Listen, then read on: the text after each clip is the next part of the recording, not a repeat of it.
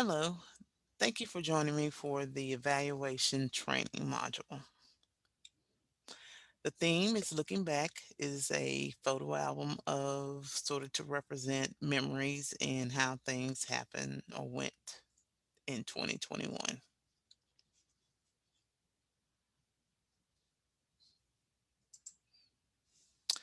The agenda will cover the following four areas. Number one is the evaluation process itself.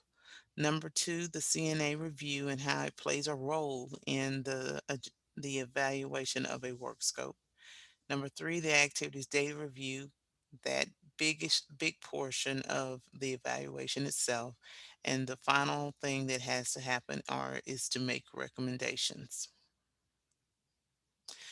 The objective to provide a deeper understanding of why there must be an evaluation, what the evaluation process looks like, and what is to be gained and done with the important information derived from the evaluation of the work scope. This is a basically a timeline of the grant period itself, and the grant role, the how do you acquire and utilize and do all the required steps of holding or being a program manager for federal funds. The first thing you do is you should have a comprehensive needs assessment that looks at all the data that tells you that there's a need that needs to be addressed and that there is a need to request title funds to address those needs. After you receive the federal funds, you should be implementing your program. What are the things that the activities, the strategies that you're going to utilize to implement or do your program? Number three, every single work scope must be monitored. You should have periods of time or schedule periods of time or points in time where you review and monitor what's been going on so far and if you are staying true to the fidelity of your work scope and how things are going and are there adjustments that need to be made.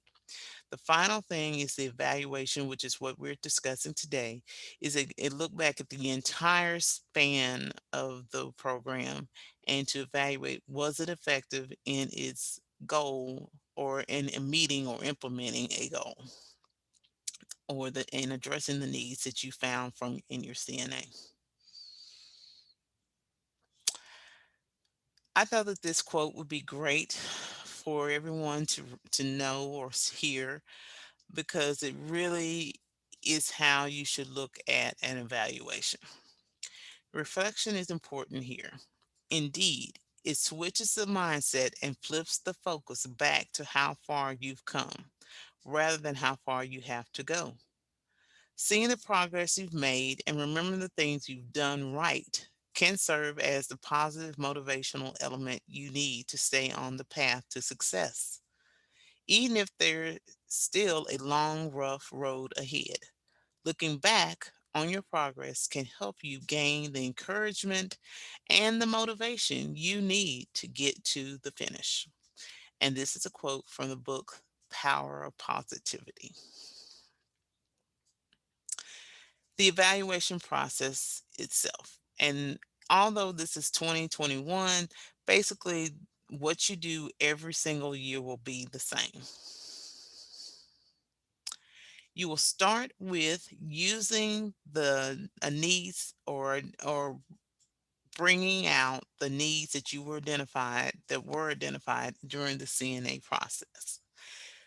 Next thing you will do is focus on the activities that were implemented in your work scope that are also outlined in the district improvement plan to address the needs found in your needs assessment. You will look at the money because that's what we are referring to is the title funds to identify how much money was expended on the activities and strategies. That's important because we'll come back to that later. Number four, review data that measures how well you stuck to or how true you implemented your activities or strategies of your work scope. Number five, you evaluate, or your team or your committee that's or the individuals you've gathered to do your evaluation, they will look at how well your activities and strategies that you implemented, how effective were they in meeting or addressing the needs that you've discovered in your CNA. The steps to an informative evaluation. Define the purpose and intended outcomes of value. Why are we even doing evaluation? It's basically what number one. You have to identify in your head, why are you doing evaluation? Determine the guiding questions that you're going to have to answer, the timelines and responsibilities of those who are involved in your evaluation. Identify the people who will be helping you with this process, your stakeholders. I highly suggest that those are the same people that help you write the work scope. We'll talk about that later too. Articulate the content. What will the evaluation cover? How will we go about, what do we need to do to actually do the evaluation, and what are we going to do with the results when we find out, when we come to the end? The evaluation stakeholders. The evaluation committee, as I said earlier, I highly suggest that they are the same people that you had work on the development of your work scope, who helped you, who were on your planning committee of your work scope. That eliminates the time of having to go back and explain what's sort of going on in your work scope. But on top of that, these should be individuals who have an invested interest in the success of your work scope. You, of course, are part of the stakeholders. You're probably the most important part, and also should be your department staff members, a principal, teacher, parent, of course, and the other people listed here on this slide. Again, I have to urge you to sort of keep some consistency on your stakeholders, but that is completely up to you as to who are your participants and whether they are consistently the same people you developed your work scope with, monitor your work scope, and hear whether they are the ones that are going to evaluate your work scope. One of the final things I do want to focus, if you had your program formally evaluated by DISD evaluation, you should have your evaluator part of your process here on the final evaluation. They have a lot to add to the story. This clip here comes from the evaluation tool. It does revisit again who are the required members of your evaluation committee. Remember, any attendance documentation that you have should clearly define who are the people here in your, what role are they representing. And if they are a parent, teacher, principal, you should have their campus identified so we know exactly where they are, what part of town they are representing. Important part of the work scope is interpret data. Ensure the evaluation and measurement tools are accurate and they're giving you a clear picture of what you're trying, what end game you're trying to reach. They should look at the data that you have on your that you're using to evaluate whether your plan was effective or not.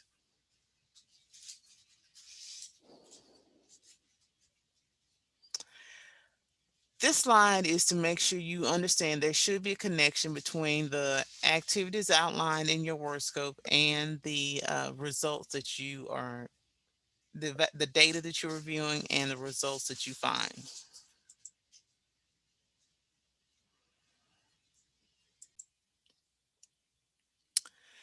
The evaluation of the work scope. This is again a clip from the evaluation tool. It should be data driven. It is intricate to the success or the failure of your work scope because it should give you information on how to move forward. Hard decisions may end up being made. Make sure you have the accurate tools to measure, make that measurement, and it should be a summative, a year-long look at your work scope as a whole. Again, this a clip from the valuation tool, part of what your committee will be doing, a very important part, is they're going to identify the strengths and weaknesses of your work scope and make any changes, or what, I shouldn't say changes, but they should make suggestions for revisions if necessary. As to, we do not wish, or the Department of Ed does not wish for good money to be spent after bad money on good money, or additional money spent on bad ideas that are not being effective. Your CNA review. Were the needs met? Why this is important. The CNA came, when you did your CNA, you came with a set of prioritized needs. Those needs should have been should be the point, or should have been addressed by the implementation of your activities. That's how it all begins. And you should make sure that when you're looking at data, you find out whether your activities and strategies, were they implemented with fidelity, were your efforts focused clearly on working, or addressing the needs that you identified in your CNA. Again, this is talking about the strategies and making sure that the needs and the strategies are clearly aligned. Okay, when you look at the data, present the results of your Workscope Development Committee. You present everything that has happened during 2021 to your committee, and make sure that they understand what you were trying to gain. Look at the results and make sure that everything when you do your plan. And in theory, this part should occur, to be honest, prior to you writing your next work scope. But because of the way our budget system, or our budget timeline in the district is set up, it's impossible to do an evaluation prior to the awarding of the following year's funds. But that does not mean that you cannot adjust or revise the strategies of your program to make sure that they are successful for the following year. When you do some of the things that may come out of your evaluation is that your committee may decide that there is room, or for collaboration between multiple departments to ensure that there's better results that come from your work scope. Make sure that the resources and staff are sufficient to implement your work scope, and define. And you may have to go back. Some of these work scopes have been around for years, so you may be able to look back in time several years to make sure that, or to see, has there been a steady increase of effectiveness over time. If it hasn't, then there's definitely room for, or is it time to make an adjustment in the implementation of your program. When the third part of this training is activist data review, this is definitely up to you what you use. The data that you choose is all sort of unique to the type of program you have. We have everything from recruitment to curriculum writing to professional development. So, what data you use has to reflect what type of work scope you have. For instance, if you're doing recruitment, are the strategies that you're using effective? Are we getting the number of teachers that we are searching for? Are they staying here? Are we retaining them?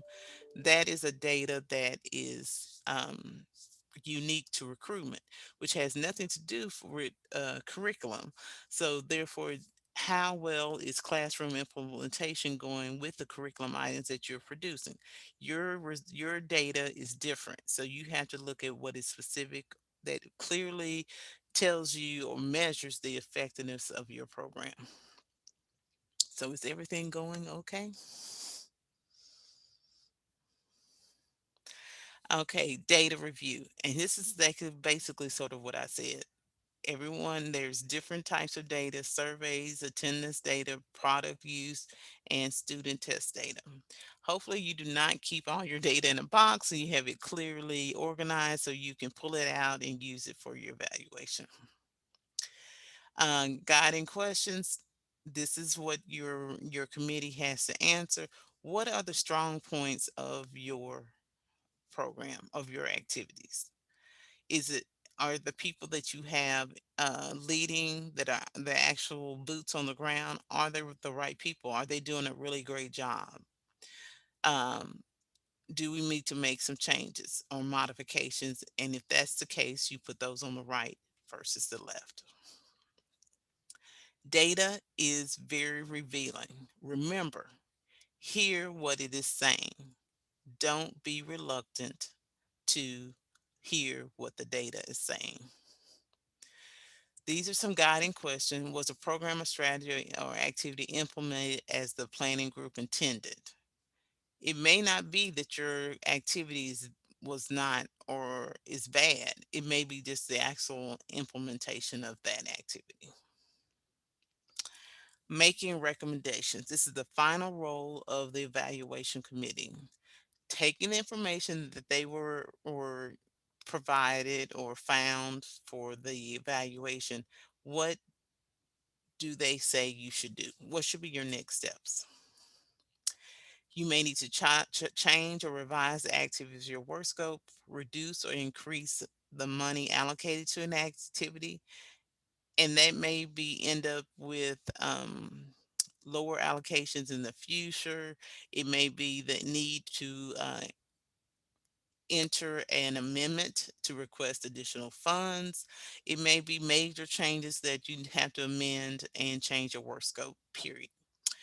It could personnel assignments. That means you may ask for additional positions, or you make just simplest thing as you may assign it from one person to another. Uh, so go through the list here and make sure that you ask those questions. What is the data telling you to do? There may be the hard realization that you have to discontinue doing an activity because it's just not effective at all. And I know that may be a hard thing to realize, but it may just make you realize that, hey, we're going in the wrong direction. It doesn't mean you have to lose your work scope. It just means you may have to evolve it or change it in some kind of way. Be brave and take the next step. Make the necessary changes. Here are the requirements. You have to have a team this is not a one program manager responsibility. You must have a team and you must have the required participants. See the earlier slides to know who those are. You must have data that you're reviewing that tells you whether the strategies and activities of your work scope were effective. Make sure there's a process and that you document that process. Have meetings, have agendas, have sign-in sheets. Documentation upload. Make sure you preserve your documentation, and that means that you will upload it this year in Title One crate. Here are the things that the documentation that I am requiring. The work scope evaluation tool, it must be completed. Dated meetings and meeting agendas, minutes and notes that are also dated and named. So you must have evaluation meeting at the top of your agendas and at the top of your minutes. Make sure you have attendance documentation that clearly identifies the participants and their role and who are they representing. And you must have data that the team or committee has collected and reviewed. If there are any questions, You can't ask me there, but you can contact me, and I'll show you that in just a minute. These are some dates to remember to help you know these are what you have to do next. And this is where you contact me or any other member of my team, Rebecca and Kelvin. Our information is included on the slide. Thank you for spending your time here and learning how to complete an effective evaluation for 2021.